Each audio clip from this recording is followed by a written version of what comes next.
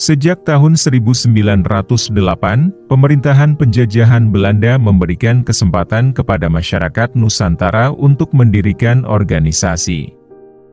Hal ini ditandai dengan berdirinya organisasi Budi Utomo pada 20 Mei 1908. Budi Utomo merupakan organisasi yang bergerak dalam bidang sosial dan budaya. Beberapa tahun kemudian, organisasi-organisasi yang bergerak dalam bidang politik bermunculan. Indische Partei merupakan partai politik yang berdiri pada 1912 dan menyatakan bergerak dalam bidang politik. Tujuan mereka adalah mengupayakan Indonesia merdeka. Pada tahun 1920, muncul partai politik beraliran komunis yang bernama PKH atau singkatan dari Partai Komunis Hindia. Partai ini merupakan kelanjutan dari organisasi komunis yang telah berdiri sebelumnya yaitu ISDV. Pada tahun 1924 PKH berubah nama lagi menjadi PKI atau Partai Komunis Indonesia. Tujuan utama dari partai ini adalah Indonesia merdeka dan berhaluan komunis. Partai ini tergolong sangat radikal dan sering mengadakan perlawanan kepada pemerintahan Belanda. PKI menganggap bahwa penjajah Belanda sama dengan kaum kapitalis yang jahat, oleh karena itu mereka wajib dilawan. Sebagian besar cara perlawanan yang dilakukan oleh PKI adalah dengan pemogokan.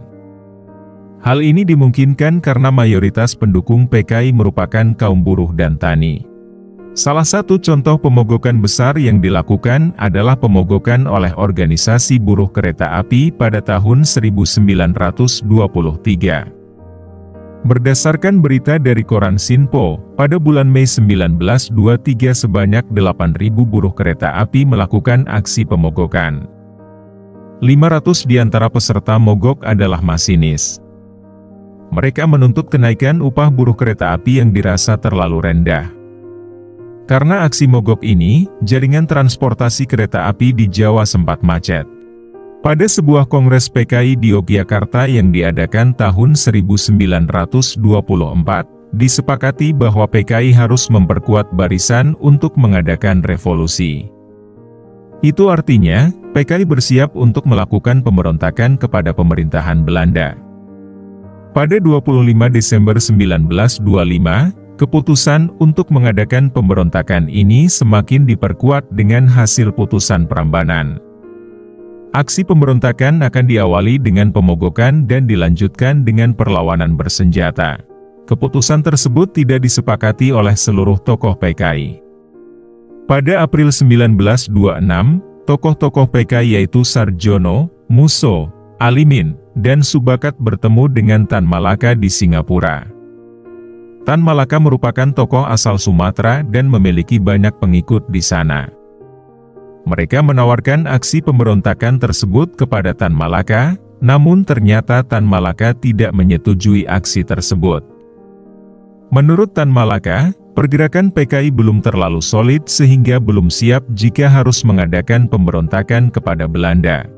Saran dari Tan Malaka ini tidak didengarkan oleh pimpinan dan anggota PKI lainnya. Pada tahun 1926 mulai dilaksanakan aksi pemberontakan kepada Belanda. Aksi ini terjadi secara acak dan tidak terkoordinasi dengan baik.